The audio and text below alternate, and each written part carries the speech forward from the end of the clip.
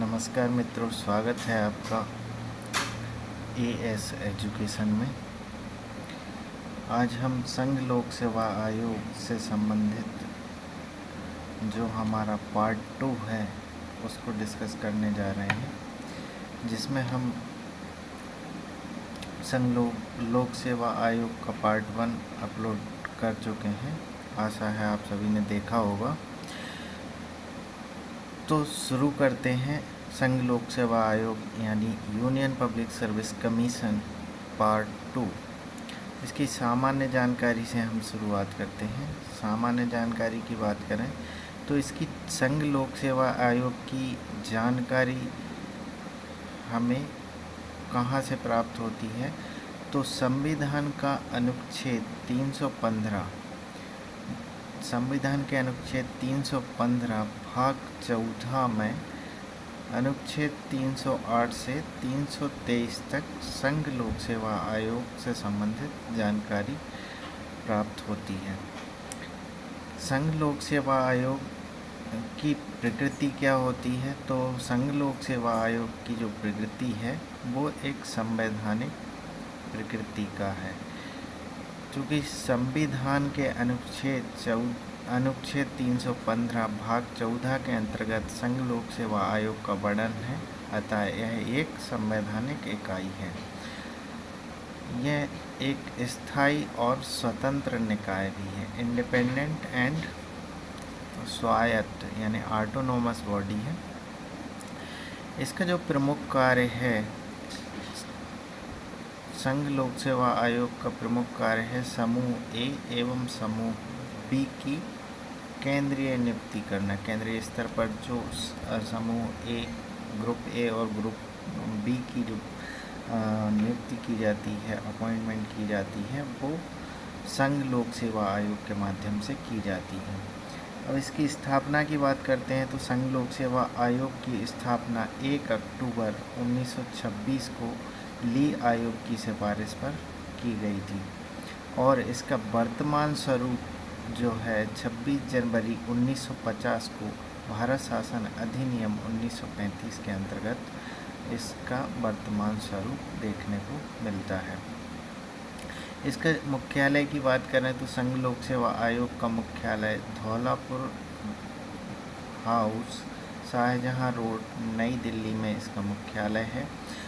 इसके जो प्रथम अध्यक्ष थे वो रास वारकर जी थे और प्रथम भारतीय अध्यक्ष श्री HK कृपलानी जी थे और प्रथम महिला अध्यक्ष की बात करें तो रास मिलियन मैथ्यू प्रथम महिला अध्यक्ष थी। वर्तमान अध्यक्ष की बात करें तो प्रदीप कुमार जोशी संघ लोक सेवा आयोग के वर्तमान अध्यक्ष हैं और सदस्य संख्या की बात करें तो UPSC की जो सदस्य संख्या है वो 10 है। तो इसकी सामान्य जानकारी में हमने क्या क्या देखा कि अनुच्छेद 15 के भाग 14 में 308 से 323 अनुच्छेद में संघ लोक सेवा आयोग का वर्णन किया गया है। यह एक संवैधानिक निकाय है जो समूह ए एवं समूह ए बी की केंद्रीय नियुक्ति करता है और संघ लोक सेवा आयोग की स्थापना 1 अक्टूबर 1926 को ली आयोग की सिफारिश पर की गई। 26 जनवरी 1950 को इसका जो वर्तमान स्वरूप है वो सामने आया, जिसका कि भारत शासन अधिनियम 1935 के द्वारा गठन किया गया, जिसका मुख्यालय शाहजहां रोड, नई दिल्ली में है और इसके प्रथम अध्यक्ष जो थे रास वारकर जी थे और प्रथम भारतीय अध्यक्ष HK कृपलानी थे। प्रथम महिला अध्यक्ष की बात करें तो रास मिलियन मैथ्यू इसकी प्रथम महिला अध्यक्ष थीं और वर्तमान में जो UPSC के अध्यक्ष हैं प्रदीप कुमार जोशी जी हैं और सदस्य संख्या इसकी 10 होती है। तो सामान्य जानकारी से जो प्रश्न बनेंगे वो प्रश्न पूछा जाएगा कि संघ लोक सेवा आयोग की प्रकृति कैसी है, तो कहेंगे कि संघ लोक सेवा आयोग की प्रकृति संवैधानिक है। संघ लोक सेवा आयोग का उल्लेख संविधान के किस अनुच्छेद में किया गया है? तो संविधान के अनुच्छेद 315 भाग 14 के अंतर्गत संघ लोक सेवा आयोग का उल्लेख किया गया है। इसकी स्थापना कब की गई थी? तो संघ लोक सेवा आयोग की स्थापना 26 अक्टूबर 1926 को की गई थी, ली आयोग की सिफारिश पर। संघ लोक सेवा आयोग का वर्तमान अध्यक्ष कौन है? तो प्रदीप कुमार जोशी संघ लोक सेवा आयोग के वर्तमान अध्यक्ष हैं। संघ लोक सेवा आयोग में सदस्य संख्या कितनी होती है? तो संघ लोक सेवा आयोग में सदस्यों की संख्या 10 होती है। आगे बात करते हैं हम तो महत्वपूर्ण अनुच्छेद की। महत्वपूर्ण अनुच्छेद में हम बात करेंगे संविधान के भाग 14 में अनुच्छेद 308 से 323 तक की। तो भाग 14 के अंतर्गत जो अनुच्छेद 308 से 323 तक के जो अनुच्छेद हैं उन्हें प्रमुखतः 2 अध्यायों में डिवाइड किया गया है। जैसे संविधान का जो भाग 14 है उसको फर्दर 2 चैप्टर्स में डिवाइड कर दिया गया है, जिसमें चैप्टर 1 में सेवाओं की बात की है, सिविल सेवाओं की बात की है, और चैप्टर 2 में लोक सेवा आयोग की बात की गई है। चैप्टर 1 के अंतर्गत अनुच्छेद 308 से 314 तक आते हैं तथा चैप्टर 2 के अंतर्गत अनुच्छेद 315 से 323 तक के अनुच्छेद आते हैं। बात करते हैं हम अनुच्छेद 312 की। 312 में अखिल भारतीय सेवाएं का उल्लेख किया गया है। आर्टिकल 312 में ऑल इंडिया सर्विसेज की बात की गई है। अखिल भारतीय सेवा होता क्या है? ऑल इंडिया सर्विस क्या होती है? ऑल इंडिया सर्विस जो है उसे कहते हैं जिसके द्वारा आपका अपॉइंटमेंट तो केंद्र सरकार के द्वारा होता है, मतलब यूनियन स्तर पर आपका अपॉइंटमेंट किया जाता है, लेकिन आप संपूर्ण भारत में कहीं पर भी अपनी सेवाएं दे सकते हैं। ऐसी सेवाओं को ऑल इंडिया सर्विसेज कहा जाता है। भारत में वर्तमान में 3 प्रकार की अखिल भारतीय सेवाएं हैं, जिसमें एक IAS यानी इंडियन एडमिनिस्ट्रेटिव सर्विस, एक IPS यानी कि भारतीय पुलिस सर्विस, और IFS यानी कि भारतीय वन सर्विस जो है वर्तमान में अखिल भारतीय सेवाएं कहलाती हैं। अनुच्छेद 312(1) में संसद राज्यसभा में उपस्थित तथा मत देने वालों के 2/3 बहुमत द्वारा अखिल भारतीय सेवा का गठन कर सकता है। मतलब कि अनुच्छेद 312 सब क्लॉज 1 में ये कहा गया है कि अगर सरकार को अखिल भारतीय सेवाओं का गठन करना है, अखिल भारतीय सेवाओं का गठन करने के लिए संसद को राज्यसभा से अनुमति लेना पड़ेगी। जैसे कि आपको किसी अखिल भारतीय सेवा की आपको गठन करना है, तो अखिल भारतीय सेवा का गठन करने के लिए आप एक प्रस्ताव राज्यसभा में ले जाएंगे। राज्यसभा में प्रस्ताव जब प्रस्तुत करेंगे तो राज्यसभा में उस पर चर्चा होगी, और उसमें राज्यसभा में जो उपस्थित मेंबर होंगे और जो मत देने वाले होंगे उनमें से 2/3 मेजॉरिटी से अगर आपका प्रस्ताव पास हो जाता है तो ऐसी सेवा को आप अखिल भारतीय सेवा के अंतर्गत गठित कर सकते हैं। जैसे कि हम बात करें भारतीय वन सेवा की, तो भारतीय जो वन सेवा है यह पहले वन सेवा नहीं थी। पहले भारतीय वन सेवा अखिल भारतीय सेवा के अंतर्गत नहीं आती थी। प्रारंभ में केवल भारतीय प्रशासनिक सेवा और भारतीय पुलिस सेवा ही अखिल भारतीय सेवाओं के अंतर्गत आती थी, लेकिन 1 जुलाई 1966 को संसद द्वारा नियम बनाकर भारतीय वन सेवा को अखिल भारतीय सेवा के अंतर्गत गठित कर दिया गया है। अनुच्छेद 312 सब क्लॉज 2 की बात करें तो इसमें भारतीय प्रशासनिक सेवा और भारतीय पुलिस सेवा की बात की गई है। मतलब भारत में मूलतः दो अखिल भारतीय सेवाएं थीं। एक भारतीय प्रशासनिक सेवा जैसे इंडियन एडमिनिस्ट्रेटिव सर्विस, और दूसरा है भारतीय पुलिस सेवा यानी कि इंडियन पुलिस सर्विस, जो मूलतः संविधान में वर्णित थी अनुच्छेद 312 सब क्लॉज 2 के अंतर्गत। अनुच्छेद 312(3) के अंतर्गत अखिल भारतीय न्यायिक सेवा, जो जिला न्यायाधीश तक के लेवल के लिए अखिल भारतीय न्यायिक सेवा, ऑल इंडिया जुडिशियल सर्विस की बात कही गई है, जो कि अभी तक लागू नहीं हो पाया है दोस्तों, क्योंकि जो भारत में जो न्यायिक प्रणाली है, जिला स्तर पर जो न्यायालय होता है, अलग अलग स्टेट में इसके नियम और काम करने की जो अलग अलग डिस्ट्रिक्ट में जो काम करने की प्रणाली है वो अलग अलग वेरी करती है। इसलिए अभी तक अखिल भारतीय न्यायिक सेवा को अभी तक अखिल भारतीय सेवा के अंतर्गत नहीं बनाया गया है।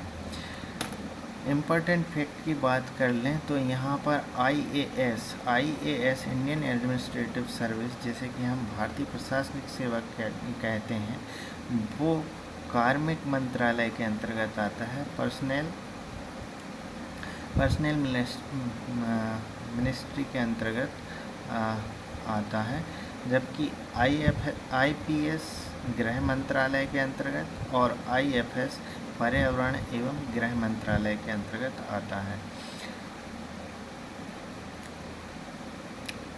अखिल भारतीय संसद द्वारा एक नियम बनाया गया, अखिल भारतीय सेवा अधिनियम 1951, उसके अंतर्गत ये 3 प्रकार की सेवाएं हैं, एक IAS, IPS और IFS।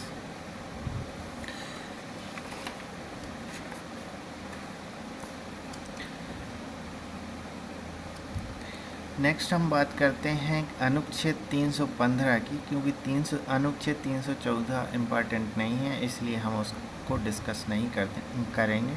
डायरेक्ट चलते हैं अनुच्छेद 315 की ओर। अनुच्छेद 315 के भी 3 भाग हैं, अनुच्छेद 315(1), अनुच्छेद 315(2) और अनुच्छेद 315(3) और अनुच्छेद 315(4).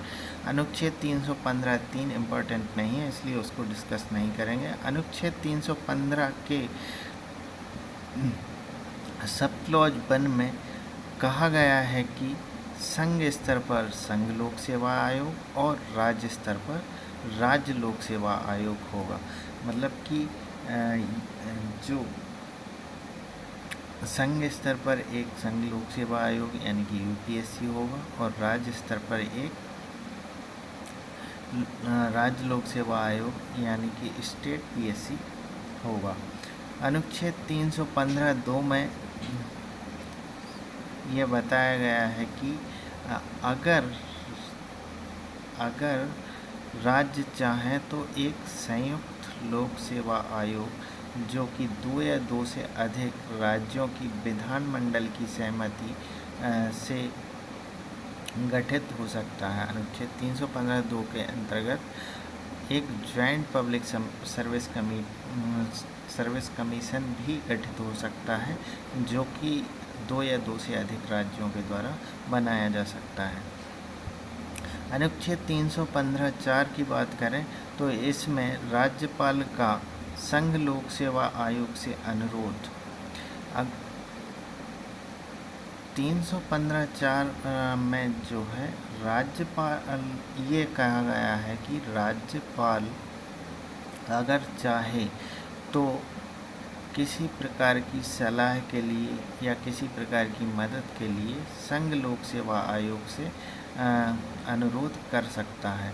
जैसे कि कोई भी संवैधानिक सलाह लेनी है या राज्य स्टेट सर्विस कमीशन से संबंधित सिलेबस डिसाइड करना है या कुछ और अनियमितता है उस पर जो है डिस्कस करना है, तो राज्यपाल संघ लोक सेवा आयोग यानी यूपीएससी से यह अनुरोध कर सकता है और उनसे मदद ले सकता है।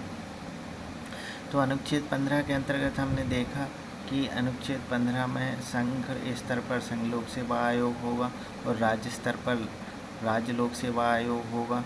और 315(2) के अंतर्गत यह कहा गया है कि अगर 2 या 2 से अधिक राज्य विधानमंडलों की सहमति से एक जॉइंट पब्लिक सर्विस कमीशन भी गठित किया जा सकता है। अनुच्छेद 315(4) के अंतर्गत राज्यपाल का संघ लोक सेवा आयोग से अनुरोध कर सकता है। अनुच्छेद 316 की बात करें तो अनुच्छेद 316 के भी 3 पार्ट हैं, जिसमें अनुच्छेद 316(1), अनुच्छेद 316(1) कैपिटल ए, अनुच्छेद 316(2), अनुच्छेद 316(3) आते हैं। बात करते हैं अनुच्छेद 316 सब क्लॉज 1 की। इसमें अध्यक्ष व सदस्यों की नियुक्ति एवं योग्यताओं की बात की गई है। मतलब कि 316(1) में सदस्यों की नियुक्ति और उनकी योग्यताएं क्या क्या होंगी इसका निर्धारण किया गया है। तो इसमें कहा गया है कि यूपीएससी यानी यूनियन पब्लिक सर्विस कमीशन और जॉइंट पब्लिक सर्विस कमीशन के सदस्यों की जो नियुक्ति है वो राष्ट्रपति द्वारा की जाएगी तथा स्टेट पब्लिक सर्विस कमीशन यानी राज्य लोक सेवा आयोग के सदस्यों की नियुक्ति राज्यपाल के द्वारा की जाएगी। और इनकी योग्यता का विस्तार से संविधान में कोई वर्णन नहीं किया गया है। हालांकि यह कहा गया है कि आधे सदस्यों को भारत सरकार के अंतर्गत या राज्य सरकार में 10 वर्षों का अनुभव हो। तो अनुच्छेद 316(1) के अंतर्गत यह बताया गया है कि जो यूपीएससी और joint public service commission JPSC होगी उसके जो उसमें जो नियुक्ति होगी वो राष्ट्रपति के द्वारा की जाएगी तथा जो स्टेट पर पब्लिक सर्विस कमीशन पर में जो नियुक्ति होगी वो राज्यपाल के द्वारा की जाएगी। और इसमें योग्यता भारत शासन या किसी भी राज्य सरकार के अंतर्गत 10 वर्षों का अनुभव होना बताया गया है। अनुच्छेद 316(1) की बात करें तो इसमें एक कार्यकारी अध्यक्ष की बात की गई है। इसको एक उदाहरण से समझा जा सकता है, जैसे कि मध्य प्रदेश लोक सेवा आयोग में अभी तक भास्कर चौबे जी के रिटायरमेंट के बाद कोई भी चेयरमैन यानी कि कोई भी अध्यक्ष अभी तक नहीं है। तो कार्यकारी अध्यक्ष जो है राजेश लाल मेहरा जी को कार्यकारी अध्यक्ष बनाया गया है। तो ये कार्यकारी अध्यक्ष की जो नियुक्ति है वो यूपीएससी में यानी संघ लोक सेवा आयोग में अगर कोई कार्यकारी अध्यक्ष की नियुक्ति की जाती है तो वह राष्ट्रपति के द्वारा की जाती है तथा स्टेट पब्लिक सर्विस कमीशन के कार्यकारी अध्यक्ष की नियुक्ति राज्यपाल के द्वारा की जाती है। और राज्यपाल या राष्ट्रपति को यह शक्ति कहाँ से प्राप्त होती है? संविधान के अनुच्छेद 316 सब क्लॉज 1 के 1 के अंतर्गत इसकी नियुक्ति की जाती है। अनुच्छेद 316(2) की बात करें तो अनुच्छेद 316(2) में पदावधि और त्यागपत्र से संबंधित प्रावधान किया गया है। अनुच्छेद 316(2) के अंतर्गत बताया गया है कि ये जो संघ लोक सेवा आयोग के जो पदाधिकारी होंगे उनकी पदावधि 6 वर्ष होगी। मतलब एक कंफ्यूजन तो खत्म कि मतलब 6 वर्ष की अवधि तक कोई भी व्यक्ति संघ लोक सेवा आयोग या राज्य लोक सेवा आयोग या जॉइंट पब्लिक सर्विस कमीशन का सदस्य या अध्यक्ष जो रहेगा उसकी जो कार्यकाल की अवधि होगी वो 6 वर्ष की होगी। फिर आयु की बात करें तो अधिकतम आयु जो होगी वो संघ लोक सेवा आयोग के लिए अधिकतम आयु सीमा 65 वर्ष तथा राज्य लोक सेवा आयोग के लिए अधिकतम आयु सीमा है 62 वर्ष तथा जॉइंट पब्लिक सर्विस कमीशन